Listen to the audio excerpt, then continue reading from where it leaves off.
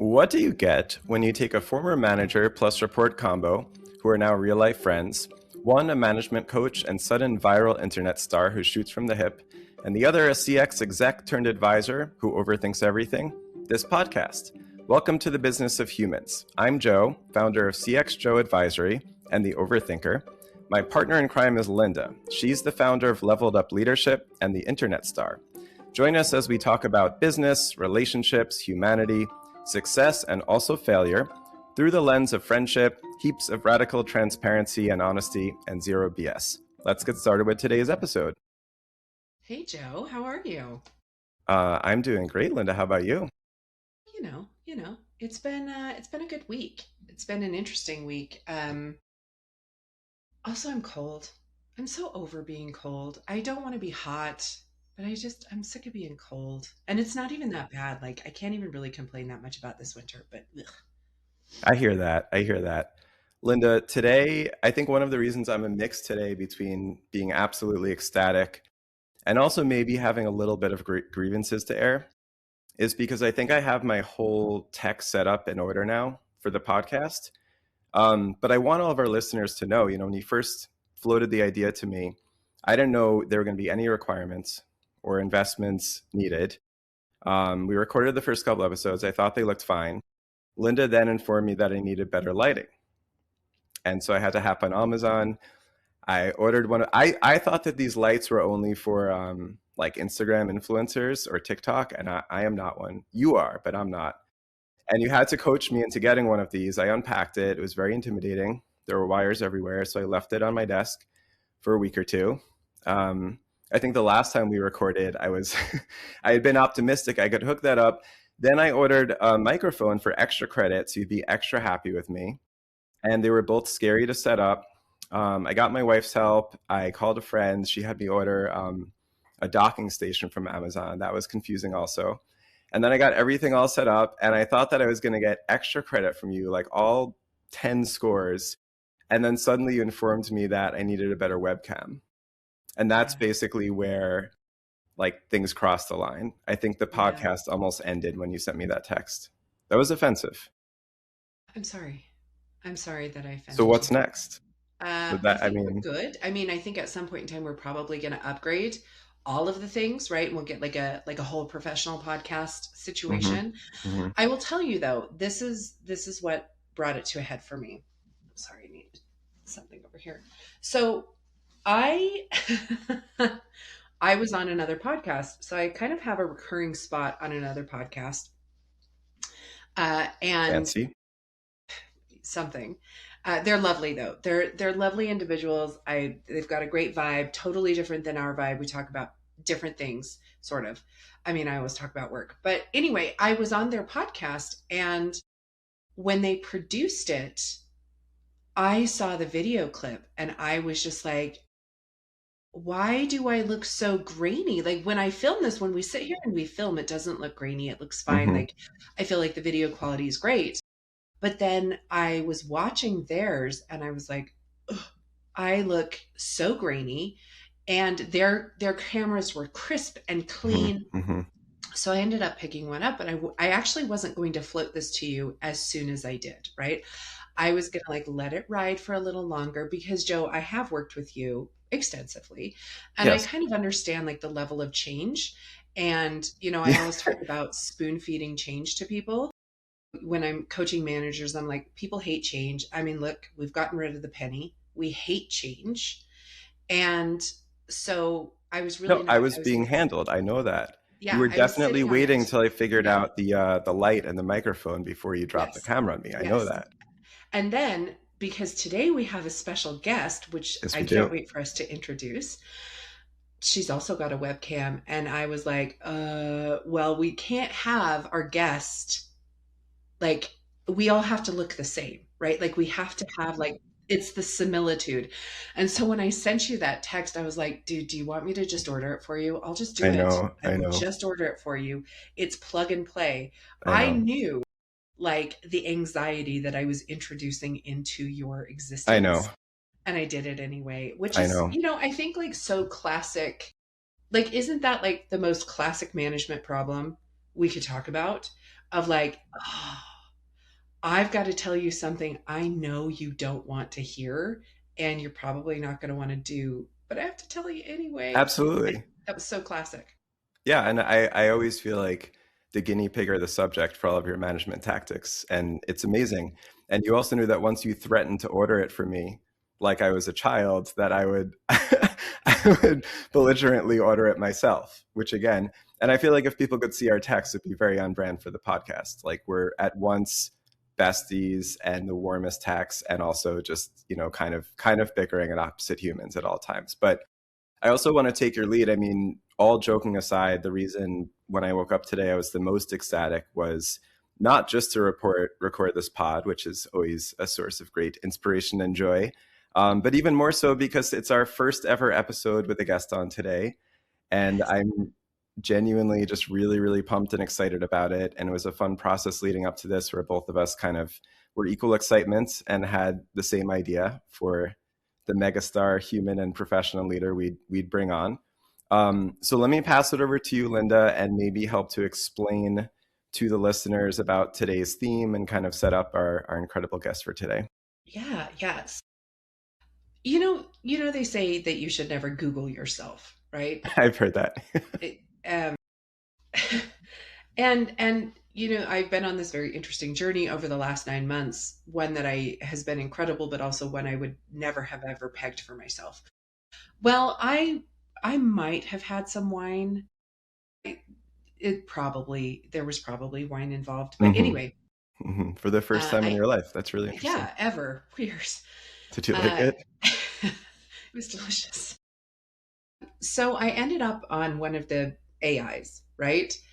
And I don't know why I got this kind of like hair, but I was like, define, Linda Leeds, right? Because I think so many people also know that that's not my actual last name. And I was just like, define Linda Leeds. And it came back with the most hilarious take on me. And I'm going to share that here in a minute. But the interesting thing on this was a moment of reflection. So the biggest moment for me was like this moment of reflection of like, is that how I'm seen? Is that really what it is? And and I think that this leads so well into our guest today because we've talked about bringing your whole self to work. We've talked about like how you show up at work and who you are and how to manage people and manage your leaders and navigating kind of toxic work situations. But we need to take a minute and talk about personal branding. And you know that I don't love the corporate buzzwords.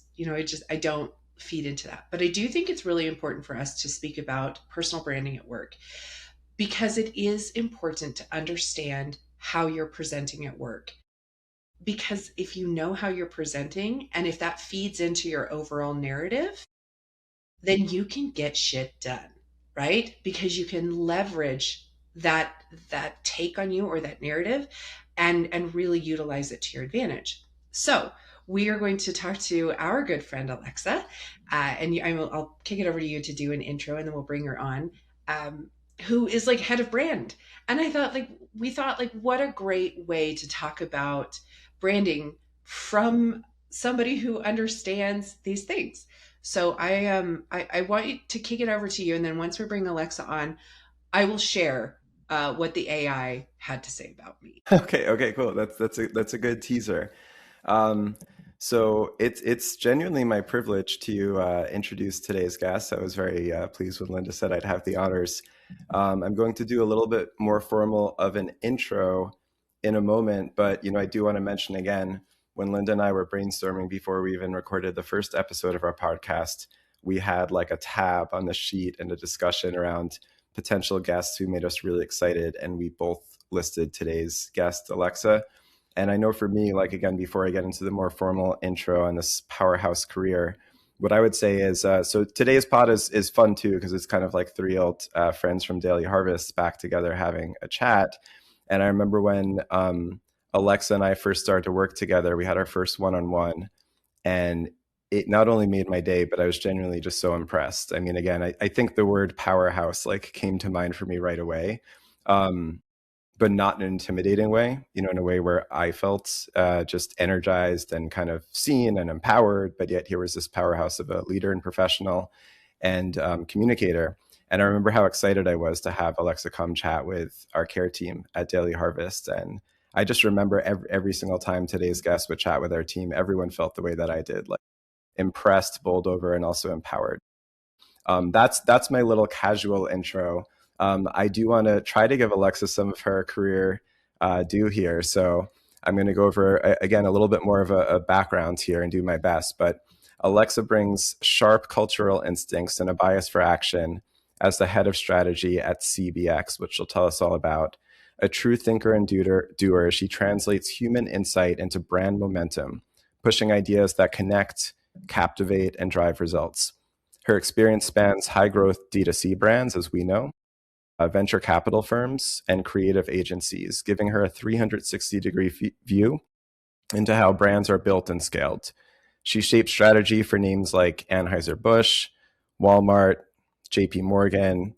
I haven't heard of any of these companies, by the way. No, not a We'll single find out one. why she wants us to No mention names. them. Simply Good Foods, TaylorMade, Human Co., GlaxoSmithKline, Nestle, Unilever, and more. I think that accounts for like a lot of the products and revenue moving about the planet, and helped to launch brands and innovation that like we experience at Daily Harvest, including, and this brings back very warm memories, but their first plant-based ice cream scoops, I think, as it were, cue the Boys to Men song, and milk lines alongside 30 other SKUs across the portfolio, just in peak Daily Harvest innovation and brand strength days. Alexa was a huge part of that.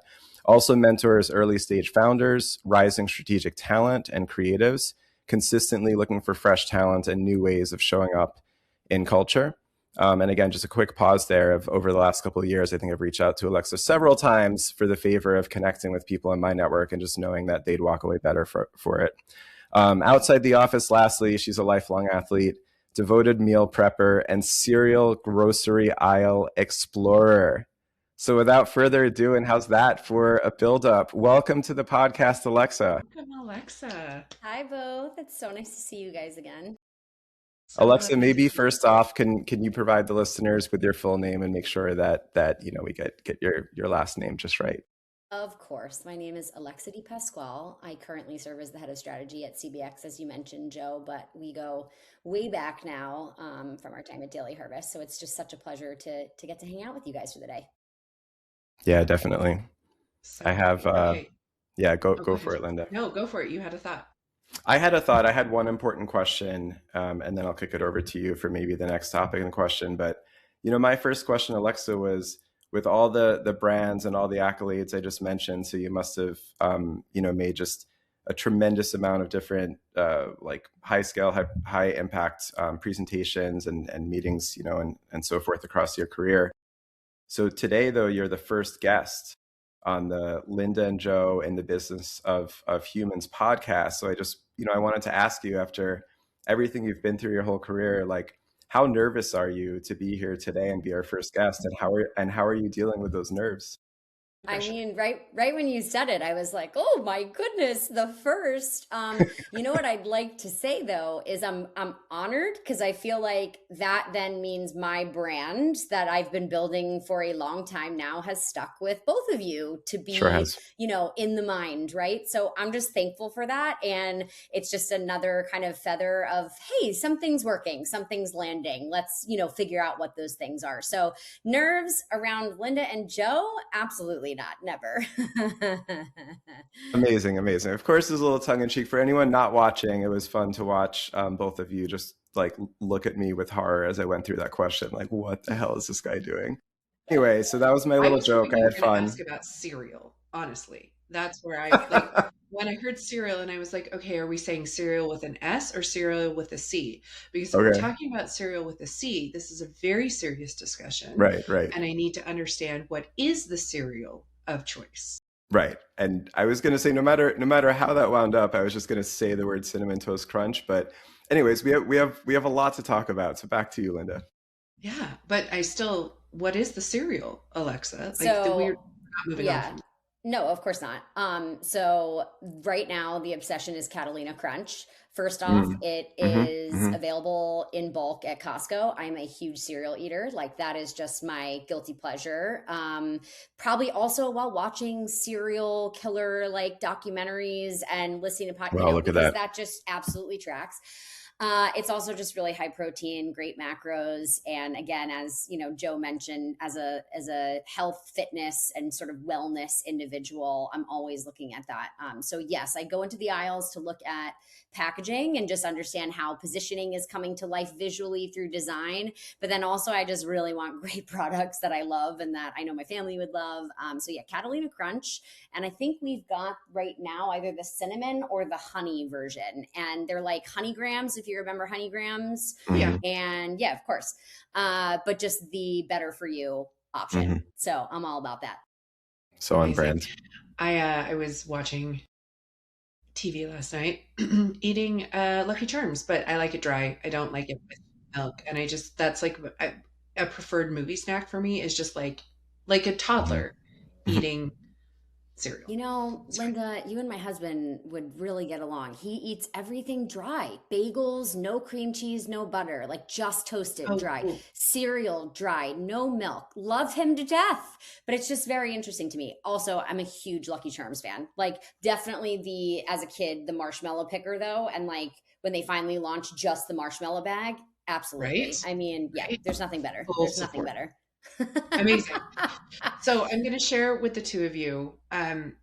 So first of all, so early in my career, and I think that most people who know me know that I'm sarcastic, I'm dry, but I'm also kind of no bullshit, right? I'm pretty That's no true. bullshit. I'm just Yeah, like we let's could attest Percent. to that.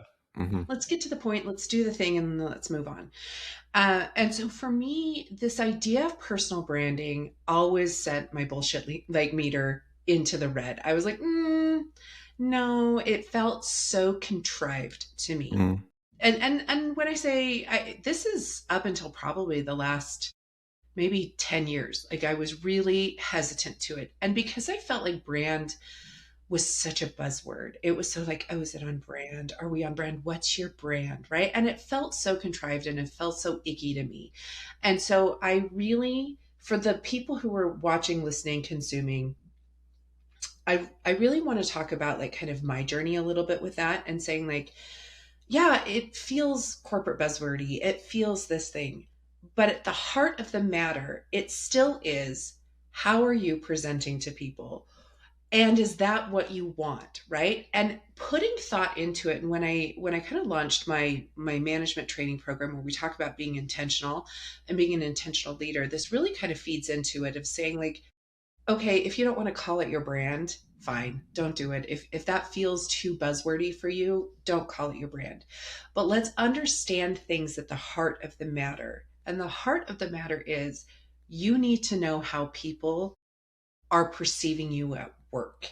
And if that aligns with who you want to be, right? Like, and I always tell people like other people's opinions of you don't matter, but at work it does because you need to understand like, do people see me as someone who's reliable or does somebody see me as strategic or do they see me as nice, right? Like, and is that how you want to be thought of, especially as you grow in your career? And so personal branding I think is crucial for us to understand and really talk about. And I think talking about it from how would we brand a product because it can feel very daunting, right? Alexa, it can feel really daunting to say like, well, what does that look and feel like or how do I even present that? And so I'm Yeah. so excited to have you here to talk about how we can kind of back into it or reverse engineer, if you will, and talking about personal branding. Yeah. I think it's also important to remember too that when you look at it like it's a task that you're going to wake up on a Monday morning and I am going to launch my personal brand, that's the wrong mindset because a brand is built over time. Brian Collins, one of the founders of Collins, the design agency, he says that a brand is a promise performed consistently over time. And I had worked in Collins for a couple of months and really just like that definition of a brand stuck with me because I also saw the legs of how it worked with people, right? So a brand is a promise performed consistently over time. It's a really important statement because there's multiple factors inside of that talking about a promise, right? A promise is something that you don't just say, you do, right? If we all say that we promise to be on time or we promise to show up, but we don't, we've broken that promise, right? So a brand as a promise performed consistently over time has been something that I remind myself every day because I think it is a really important part of how the best brands out in the world, like corporation-based brands, are being built, but also the best people as brands are being built. But it's not a one day thing. This requires consistency, it requires repetition, and it's over time, which I think sometimes when people approach it as just sort of this finite, like turn it on thing, it's not necessarily the same. We can get into that in more detail, but I hear, Lynda, why that would feel daunting, but you don't have, it's a game of inches, right? You don't have to bite off everything at the same time to get to a place where a brand is being built. I love that. I wrote it down. I wish I could say I coined it, but very succinct way that is something that infiltrates the brain of just reminders. Yes, I love that. Okay, so how would we, let's dive in a little bit. How would one person, as they're thinking about, because it's a daunting task, right? And now we're thinking, okay, it's a game of like inches, right? We're just going little bits at it. I use the old saying of like, how do you eat an elephant? One bite at a time, right? So let's kind of unpack that a little bit and let's talk about like, how do we even start thinking personal brand strategy? Yeah. Well, I'll harken back to the corporate way of developing brand strategy, right? So everything always starts with research. And the thing is, as a person, it's different in some cases because we are who we are, right? We are, especially as you start to get sort of wired. And as my dad always says to me, you can't change the spots on a leopard. Once you are your leopard, at a certain point in time, your spots are there and you can become malleable and you can adapt and you can understand how to operate differently. But overall, through and through, look, I'm an Aries for anybody who follows the zodiac sign. It fucking tracks. You know what I mean? I'm not surprised by this.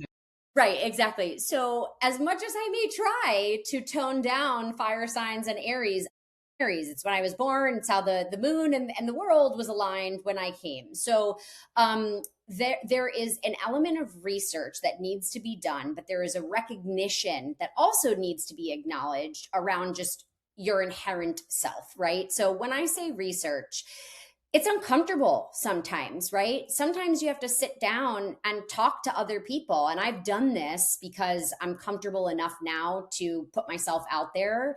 But you have to ask the hard questions. How do I show up?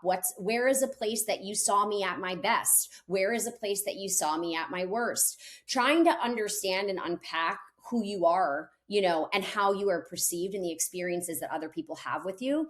It's a difficult exercise, but it becomes very illuminating and it helps to also create direction. So the three things that I always talk about is that what you want to start to understand when you're building your own personal brand is what is true about you, what is absolutely true that you understand, that everybody else understands. What is also different? How is your pathway different? How is your upbringing different? What are the differences that allow you to potentially stand out or shift the conversation and narrative inside of a crowded marketplace? And then also, what can you do or deliver consistently, right? So, those three aspects are like baselines. Those are the 101s that foundationally people need to understand about themselves, and it needs to be created from a place of who they are, but also all of the experiences that they've gathered over time. And then I like to always talk about this sort of fourth layer is something that is a little bit of X factor, just something that tips the scale in an advantageous way where you're just a little different than everyone else, right? So I can explain a little bit more, but hopefully that, those core pillars to start there and really have a refinement and understanding of what you're trying to do is important. The last thing I'll say is all of this at the end of the day should feel obvious and inevitable. It shouldn't feel like someone is trying to force themselves into building their brand. It comes from who they are, where, why they exist in the world, what purpose they feel they have, what they're compelled to. I always talk about, like, people, what do you spend your time doing for fun? That's what you want to focus on for how you build brand around it. So for me, I spend time talking to people for fun. I love it. I'll talk to the grocery store rep. I'll talk to you. Like, I just love it. So it's not off brand for me to be a really heavy qualitative researcher who sits with consumers and runs interviews and talks to stakeholders all day long and is constantly unpacking what people think, feel, and do in certain scenarios. All of that aligns, So I think really just sometimes at the start, taking a beat and having a self-reflection time on your own, and then going out to your trusted, individuals who will tell you the truth and will give you, illuminating insights. Those are the types of people that you want to sit down and do a little research with. Yeah. I love listening to this. For me, it's like one of those moments where it gives me further affirmation of just, like, I think sitting here with you two today having this conversation is like the exact right place to be, on the planet for me, kind of thing, which is a good feeling. And Alexa, I mean, Lynda and I, as we've, recorded the first couple episodes of the pod, we've been really open with each other and whoever's out there listening, just around, I think we both started the podcast at an interesting time in our career and life journeys. But I think there's something very profound about a lot of what you're saying, and also this, sentiment or joy that I have of, like, hey, I'm spending my time doing something that feels fulfilling, something that I was looking forward to when I got out of bed today, and which maybe does draw on passions and also possibly strengths of mine, right, around connecting people and just having these conversations. And I think one thing about this career chapter for me is like trying to optimize against spending most of my time doing things that I hate and find terrifying. And that's always going to be a little part of careers. Like, some discomfort is fun, is good for growth, and also it's just like reality. But trying to optimize our time. And I want to kind of spin this into a question here. I was really intrigued to hear what was going to come next in your thoughts, because I think something that I found really interesting, at times confusing in my career, and I would imagine maybe some folks listening, or Lynda's, many kind of followers, like finding their way in their career, might find interesting, is to what extent do you, lean into the natural strengths that you have? From what you've shared already, it sounds like that's a big part of the philosophy. Now, as people go on in their career, and especially their leadership career, they're going to encounter areas where maybe it feels like part of the job or is going to help them to hang better in the room. And these need to be areas that they learn about and lean into. So I'll say, like, when I was a younger leader in my career, that's kind of like all I would focus on. I'd be like, oh no, I'm not the most technical person in the room. Like, I remember ordering a book that I thought was going to teach me to code. It didn't work. Like, I don't have a good brain for it. But that was literally me as like a 20-something-year-old leader. I'm like, look, boss, I bought this book on coding, and then that person over there like speaks really fast. I'm going to speak as fast as they do, and I'm going to do this. And that was like a part of my leadership journey. And then later, I became more familiar with the philosophy of, like, okay, learn, stretch yourself, be a little uncomfortable, but also lean into your superpowers and your strengths. That's probably more the tip that I'm on now. But I still say with sincerity, I mean, as people go through their career, it kind of has to be some of both, right? Or how would you advise people to think about that in navigating career and also continuing to build their own brands? Yeah, 100. It's a great question. So, firstly, I have a personal value system, which every brand typically has, like a mission, vision, values, all of that. And I have a personal value system, one of which includes stay insatiably curious. So that is something that no matter what, no matter in a work context, no matter in a personal context, staying insatiably curious is really important to me. It's not only important to me, it's also important to how I hire, because I have seen over the course of time of building teams, the importance of people being willing to try and to learn outside of the comfort zone. No one is saying that, of course, it's more comfortable, and in many ways you will go further faster with your own strengths, because those are inherently you and you know how to do it. And it's sort of like, immediately back of the hand, no problem. But the people who have the willingness to translate how some of those strengths can live and potentially change some of the areas of opportunity, as we'll call them, in a nice branding way instead of weaknesses, because nobody's weak, right? It's just a matter of how you view the challenge, and maybe physically we can talk about that if there's a different side. But We don't want to talk about weightlifting, Alexa. You're going to make us feel I gotta terrible. get it in there somewhere. That's an on-brand thing,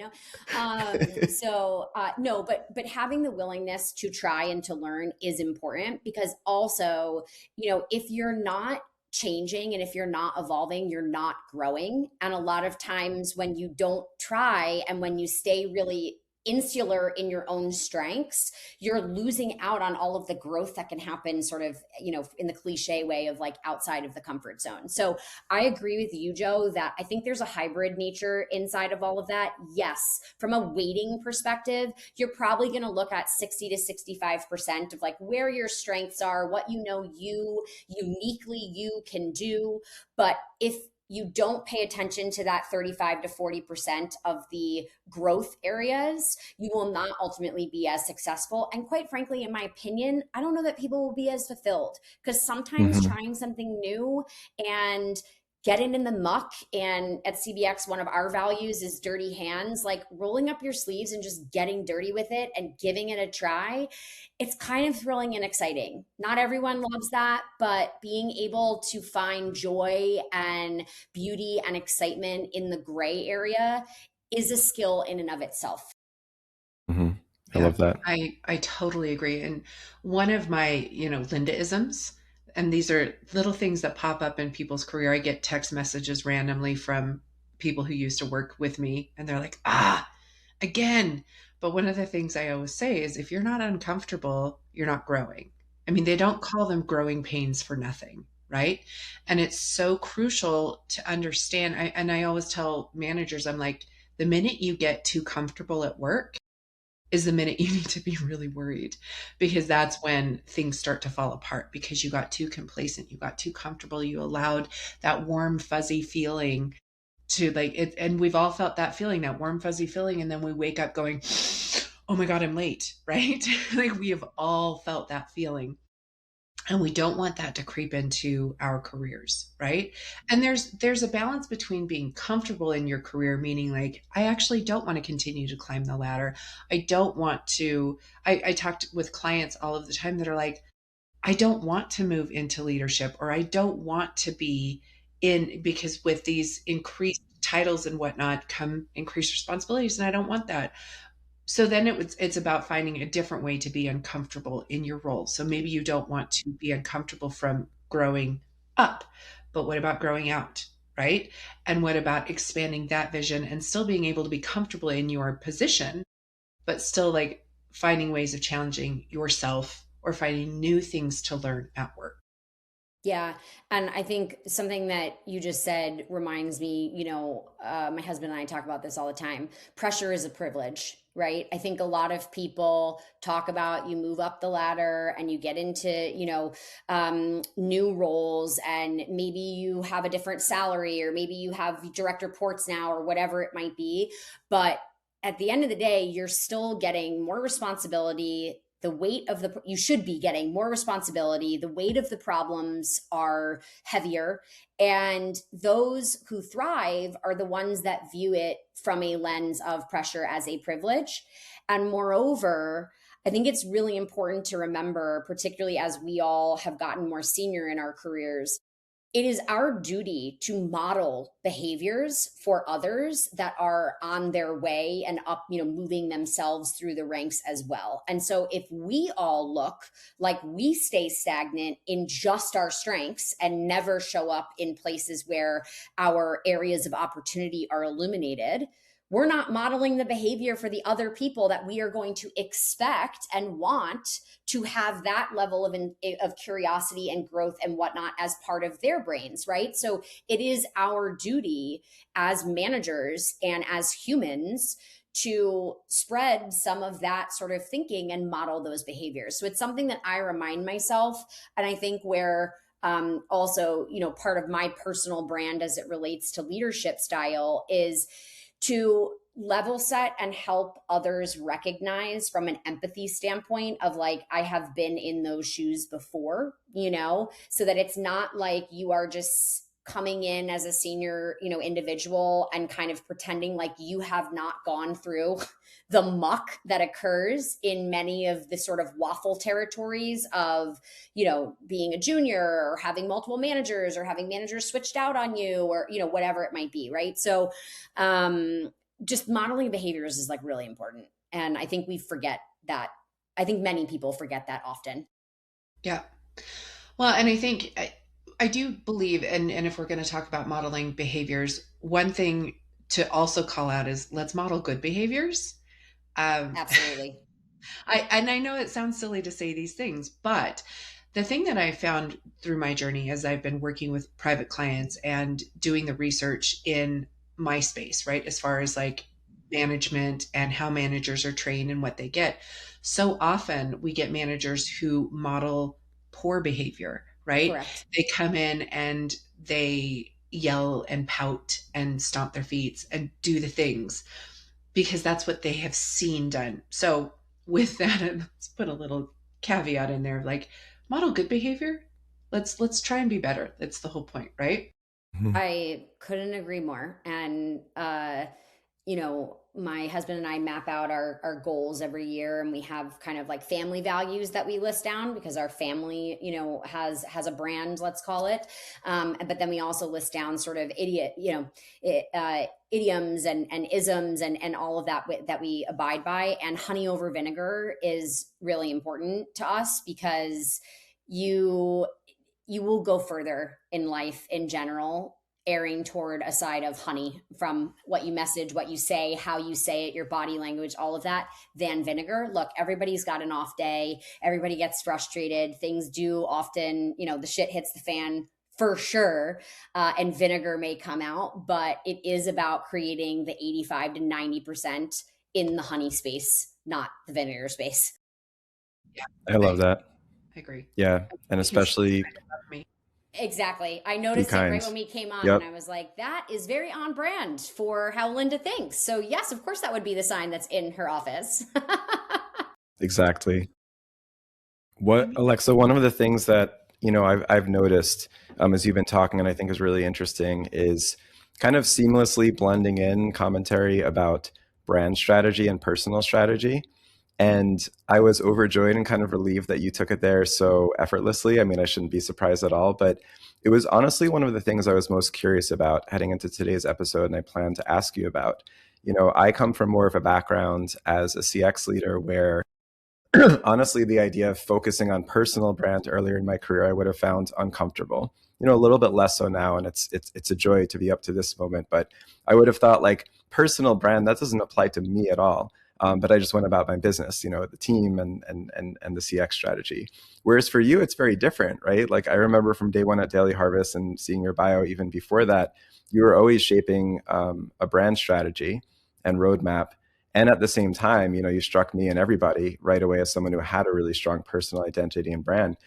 I'm curious to have you kind of help us unpack. I mean, what are the similarities and any differences between a company's brand strategy and a personal brand strategy? And then related to that, how do you kind of weave one into the other? When you go to work every day, you're shaping company strategies and representing your own brands. And how do these kind of play out, day to day together? 100%. It's a great question. So you're correct in that a lot of just sort of my general ethos is that it is important to recognize the similarities between building great brands for corporations and companies and building great brands as human beings and as people, right? We as people are brands in some ways. Some may be louder than others and some may be more consistent than others and whatnot, but it's the same thing you've watched celebrities, influencers, pro athletes, any of that sort of like group that has distribution and has eyes on them, they're building brands over time, right? My thinking around it is that if one does not take the time to define their own brand, other people will do it for you. That exists both in corporation perspective and in personal perspective. The thing where it's different in personal perspective is it's often based on 1, 2, 3 of the moments in time that that other group or community experiences of you. It's not necessarily the in totality. I think corporations, it's a longer tail experience for businesses that are building brands, and one bad apple of an experience does not spoil the barrel per se. It's also very different per category and whatnot. I was actually just explaining this to someone about how I've tried a protein bar and I absolutely despised it. And now I go into the grocery store and it's the one brand that I cannot pick up like off the shelf. And it was like a one and done type of thing, right? Even though I love the marketing, I love the team, I love the brand, like all of it's great, but it just, product to lips didn't work for me. Yeah. So, in general, brand strategy is all about creating alignment. So as an example, inside of the world of companies, you're creating alignment around the teams that you're building, the messaging that you're, putting out into the world, the products that you're building, the customer experiences that you're creating. All of your brand strategy is important for those areas of alignment. It's a decision-making function. It's helping you say no to certain things because they are off-brand. It's not dissimilar for people, but from a people perspective, it's about aligning how you want to show up, how other people are perceiving you showing up, and then creating the consistency over time for that. So, to give like a tangible example, companies have their value system, as I mentioned, right? So values might be, innovate more, dirty hands, as I mentioned, is one of CVX's. And those value systems start to allow people to make decisions and understand, how do we hire? Who do we hire based on who aligns with our value as a corporation, right? What type of experiences do we create for our team members based on our value system? What technology do we use based on our value system, right? So that's sort of like in corporation perspective. In a personal perspective, the same thing can be true. So as an example, I mentioned I have values. My 4 values are deliver and excellence. So when I think about delivering an excellence as a person, if I'm decorating my Christmas table, I'm doing it like I'm somehow Martha Stewart. Okay. I have no training Does whatsoever not surprise in that, me. okay. But it's going to be on brand. It's going to be beautiful, deliver an excellence. But it's also the same thing of how I deal with deliverables. I want all of my deliverables and my team and everything that we're putting out into the world with companies delivered in excellence. Okay, great. That's now me setting an expectation of what people can get from that value system. The other is strong opinions weakly held.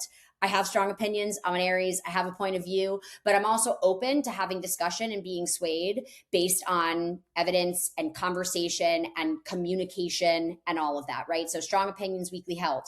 The last 2 are stay insatiably curious, as I mentioned. And if you don't ask, you don't get. Lynda, I feel like you would appreciate that one because it takes one to know one, right? But that's a little bit of that edge that's just like, hey, if you stay in silence, no one's going to be able to help you. No one's going to be able to know that you're even looking for certain things. So if you don't ask, you don't get. That exists both in my personal life and in the boardroom, right? If you want to get to a certain thing, if you want to write more thought leadership, if you want to get a raise, if you have to talk about it, you have to ask for it.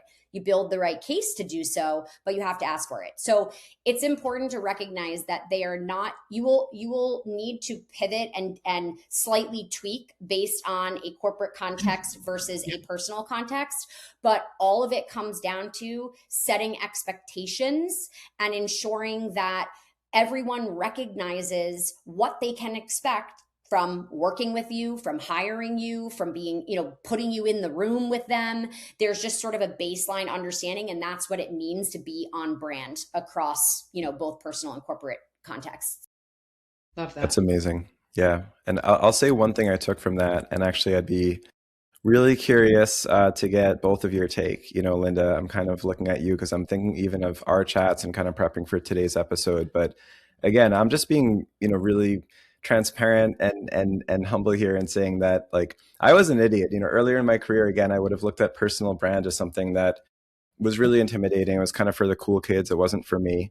And so I wouldn't have really wanted to talk about it. But I think one of the realizations I had, and again, I give Lynda credit for someone in my life and career who just helped me reach this obvious epiphany, is like, it's happening already. Kind of to your point, Alexa, like, you don't choose whether to have a personal brand or not. You do have one. So like, accept it, get over it. And as I went through life and career, and I'm working these different jobs and I'm showing up to interviews, and like, I choose to focus on this and not that. I present in this way, not that way. Like, that is the brand, dummy. It's kind of saying the same thing. And so part of my evolution was realizing, okay, it's happening already. It exists. I have one.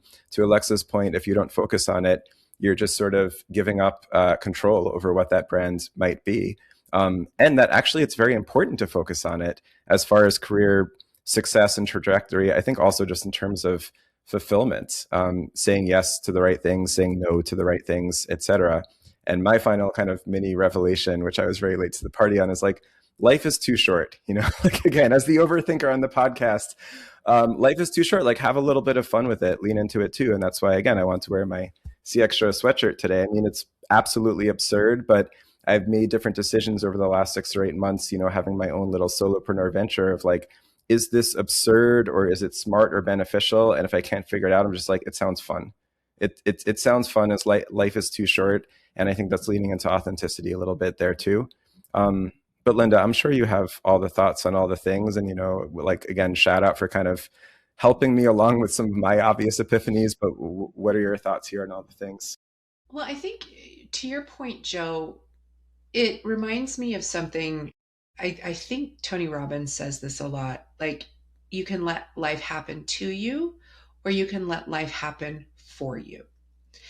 And I think when you take a minute and you step back and you say, okay, when it comes to personal branding, whether we're calling it that, whether we're intimidated by it, like wherever we sit on that, or whether we're calling it bullshit, that was me. Whatever we're doing, we can bring it back to that statement. So to your point, Joe, it's happening anyway, no matter what we call it, right? Like, no matter what we call it, it's happening anyway. So can we let it happen to us? Meaning, can we say, you know, from my perspective, I'm better than like feeding into a corporate buzzword and being my own brand? Or, you know, that's letting it happen to me, or can I let it happen for me? So can I gain that awareness? Can I take a minute and put thought into it and be intentional and decide that it's happening for me versus to me? And I think that that's the big difference here. And I think for people who are listening who don't know where to start, or don't, maybe it's still kind of an elusive topic to them, think about, like, it's already happened. People already talk about you at work. I mean, people talk about you all the time. I mean, they talk about me all the time. All good things. But, you know, people talk about you all of the time. And do you want to be part of that conversation in a sense of guiding that? Are they talking about, you know, and everybody is always going to find something negative about you, or they're always going to find something bad to say. But at the end of the day, do you want people to sit down and be like, this is the person that we need to call because I know they're going to pull through, right? I'm not saying that they're perfect, but I know that they're going to pull through. Mm-hmm. If that's like your intention, that's again where we're starting to say, like, now be intentional with your brand, because you already have a brand. It doesn't matter. You already have a brand. So Alexa, I kind of want to pivot a little bit. I want to talk about, so you've done the research, you've done the work, right? And I thought, you know, when you talked about having people who are trusted people who will tell it to you, I totally agree. I think you should also ask some people who don't know you very well. Like, hey, if you were to say one word to describe me, and they're going to be nice. They're, especially if they don't know you well, they're not going to be like, oh, you're lazy. Like, they're probably not going to say Depends who you ask though, right? You might. You get me on a good day and you might get the real truth. You said it, not me. Notice it was a good day, not a bad day. Bad day, I'm going to say real nice things. But the thing is, I think that that's really important. But you've done the research, you've talked to the people, your trusted advisors, maybe some randos, and you now have this picture. What happens if it's not the picture you want? How do you start to pivot that? I think that's a it's a really great question. In today's landscape, particularly because the marketplace is just so crowded, it's moving so fast, like communications and content are everywhere, everybody's trying everything. It's a lot and it can feel very overwhelming. I think coming back to the reminder that building a brand is shortcutting to trust. And trust is coming from authenticity. I know those are like buzzwords and such, but at the end of the day, we really are trying to work with people, and your resume is a bunch of facts, but your brand is the thing that gives everything meaning. And so people need to really think about, if that's how I'm, let's say it's as you mentioned, there's dissonance between how I think I'm out in the world and how I'm being perceived. What you want to start to understand are examples of why that is the case, and then making the determination of, am I going to change that behavior or not? Right. And I think so I'll use an example with myself as as an Aries, and you guys have worked with me, and you've used verbiage already on this podcast, powerhouse, not intimidating, but like some people may view it as intimidating, right? Some people may view it as aggressive, or bullish. I have made a choice on how to determine not to take away my own powerhouseness, because I'm not going to dim that.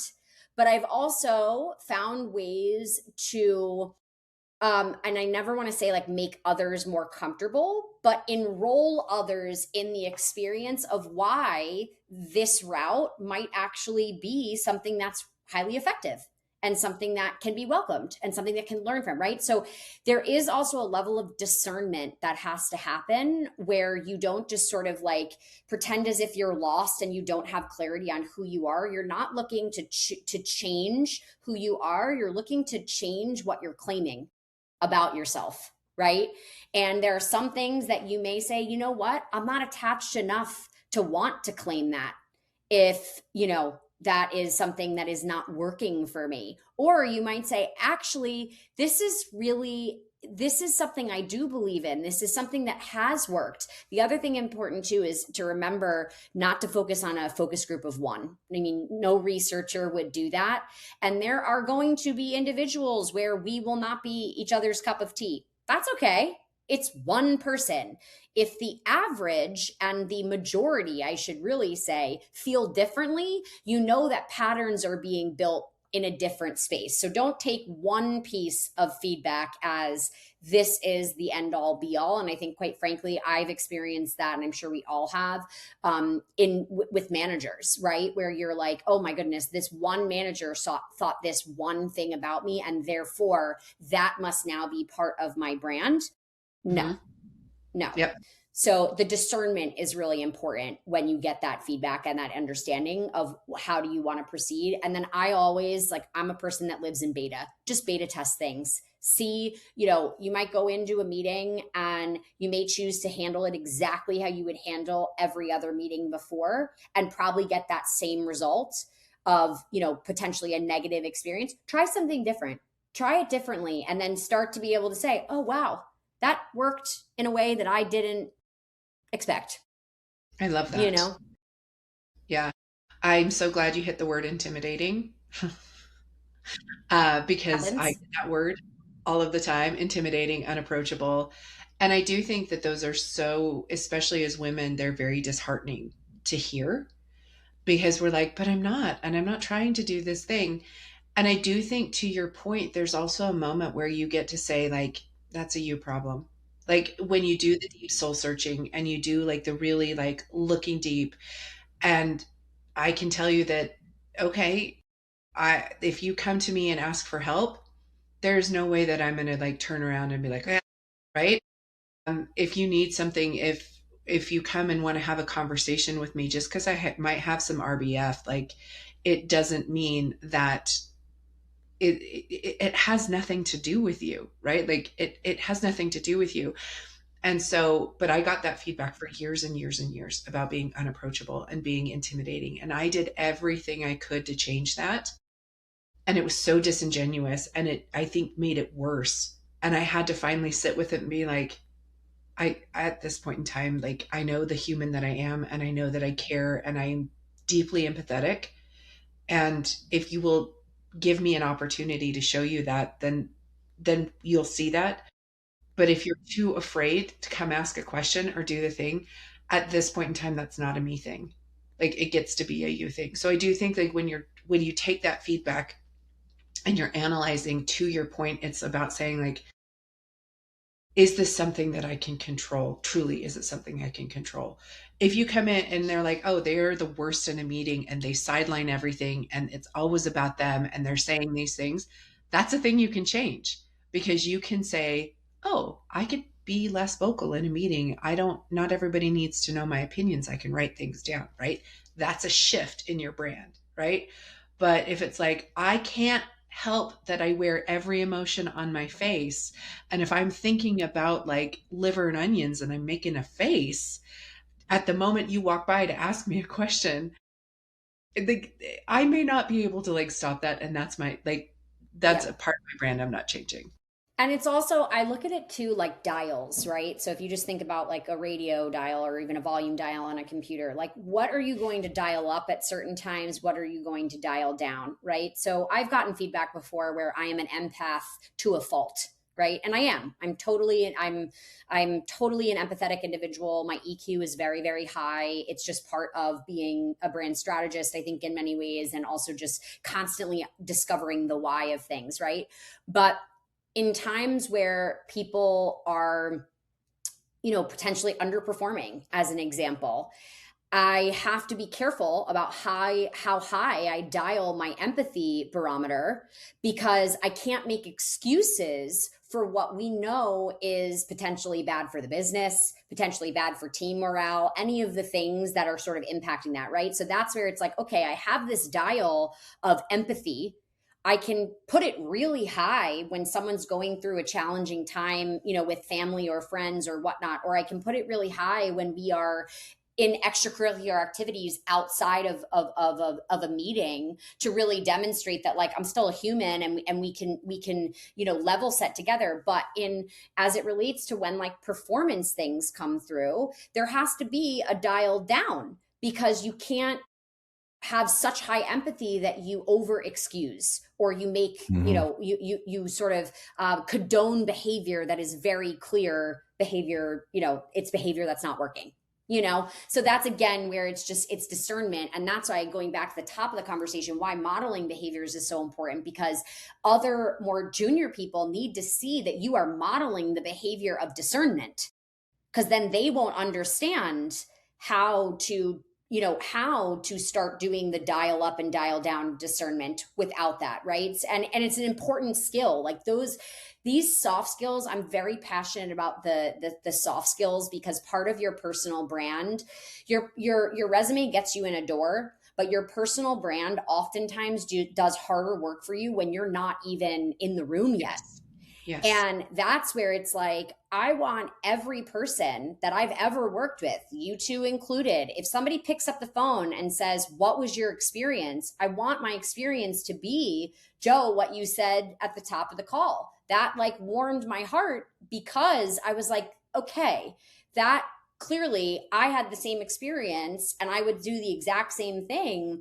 But that's because we worked together to make that relationship occur, and to keep each other in high standards and in high thinking, and deliver in excellence back to the values together. And so that's really important, that like that back channel is part of your brand. And I think that's Lynda, to go back to the question too about like, or not question, but to go back to when you were saying talk to a stranger or someone who doesn't know you well, I would pose the question like, on first glance, how do you perceive me? How do I come across? What do Mhm. because there's a lot of things that come into this too, just in terms of just systemic bias that we have of how people are based on how they present themselves. And it's really important to understand what that means and how you're then perceived, and then how you break it down, right? So I just think it's important, like always keep your core no matter what, but the core can flex and adapt and dial up and dial down and dial to the side based on context. Yeah. Love that. Love I that. feel a lot of admiration sincerely listening to both of you, and it was kind of occurring to me, it was thought provoking in terms of the parts of one's personal brands that you should compromise on and kind of cater to others or like look to evolve or change in some way, versus the part of your brand and who you are that you shouldn't compromise on. And Lynda, you mentioned the perspective listening to Alexa of being fellow strong women leaders. And while I can't relate personally, I was thinking about that angle as well. And it's something I don't want to let the moment pass without mentioning. I have been in many, many meeting rooms, and especially leadership rooms, where that, kind of bullshit dynamic occurs of a male leader could present a perspective in a certain way, and then after the meeting it's like, bravo, like what a strong leader, what a visionary, and like uncompromising and like strong voice. And where a woman leader could present the same perspective and it's not viewed the same way. um, there's definitely admiration and kudos and a comment here. I'm not really sure if there's a clean, neat question for either of you, but it almost feels like higher stakes, like for the other people in the room and for people you're managing, perhaps, women coming along in their career. It feels really important that you two don't compromise on being assertive leaders. And I just wanted to acknowledge that's kind of a burden. But I really admire that about both of you, not compromising on that. If other people don't get it or they perceive it the wrong way, like kind of screw them at a certain point. I don't know. Easy for me to say, right? Well, we're fortunate, I think, and fortunate enough in our careers where we can also say, yeah, I just it doesn't matter, right? It doesn't matter anymore. Amazing. Well, this conversation I think has really kind of flown by. I realized I never delivered on what the AI said about me. So I should maybe That's right. We got so maybe caught we'll up. close out with like everybody who's stuck along this far in the podcast. The reward is you get to find out what the internet said about me. I That's don't a great know, but reward, Lynda. so I lost the chat, but it said something to the effect of like Lynda Leeds is known as a corporate baddie with a no nonsense approach, direct honesty, and helps you understand how to set boundaries and get paid. So Nice. that is what it said about me, and I'm not mad about it. Like I'm not mad about it. Your GPT sounds like a very boisterous Gen Zer. That has, but it's not bad. It's not bad. Like I get it. I've heard the same things. Takes one to know one. Yeah. And yeah, that tracks. Let's put it that way. Yeah. That I tracks. love that for you, Lynda. I bet, Alexa, if you had a similar write up, something about, and like harkening back to something you mentioned a couple of times, is these standards for excellence that you have. I want to have you back on the pod one time to talk about only that and to know, like, is it exhausting having such incredibly high standards for everything that you do? But it's Yes. interesting, and I think that would be mentioned in your summary. Yeah. I know, as you said, Lynda, we shouldn't Google ourselves. I'm going to go do the exact same exercise after this because now I'm curious as well. And I hope I get something as cool as corporate battery. So, Amazing. Well, I think we've had a great discussion here. Really appreciate all the insight.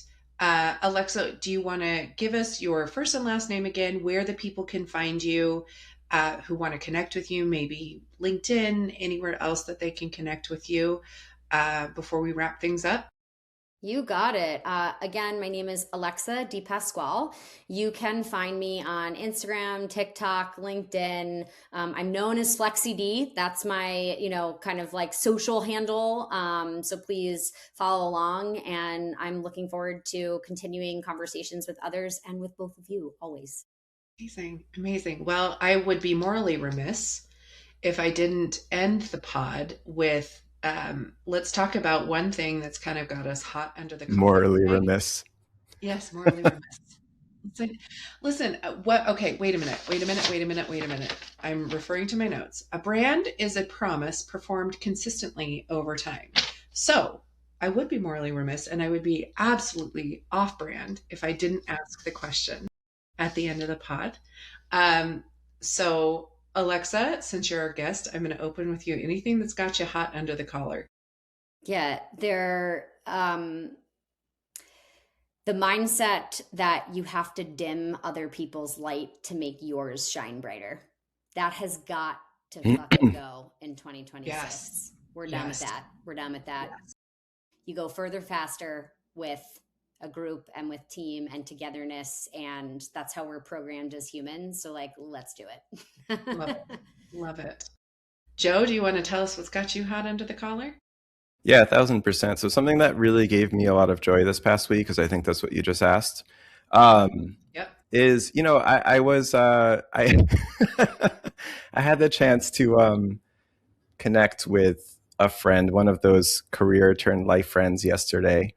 And I think for both of us, it was probably one of those appointments where you see it on the calendar and you're like, oh, there's like a lot going on. And like, should we make time for this and all of this? And also I was feeling that sort of like almost imposter syndrome at times talking to her. She's someone I really admire.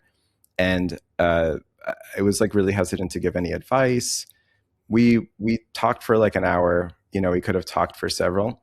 And it was so uplifting. And we kind of touched base after and just agreed that the feeling of you know, jamming and kind of like having each other in our corners and giving each other advice, like true friend caring advice, was so uplifting. And for me, I did a lot of other stuff for, you know, work and career stuff that day, but I also had the thought of like, if I did nothing else today, it kind of feels like a successful day because I had that connection point and I've cultivated that relationship in my career. So like something's going right. And it was just a reminder for me, like, take the call, connect with the person, also give the advice, even if you think you don't have the right to, or you're not smart enough to do so. If it's coming from a place of sincerity and caring, they'll probably appreciate it. So Lynda and I agreed that we're always going to be completely genuine and sincere on the pod. And that's why I'm allowed to say something that gave me joy when Lynda asked me what pissed me off. Lynda, what gave you joy or made you hot under the collar?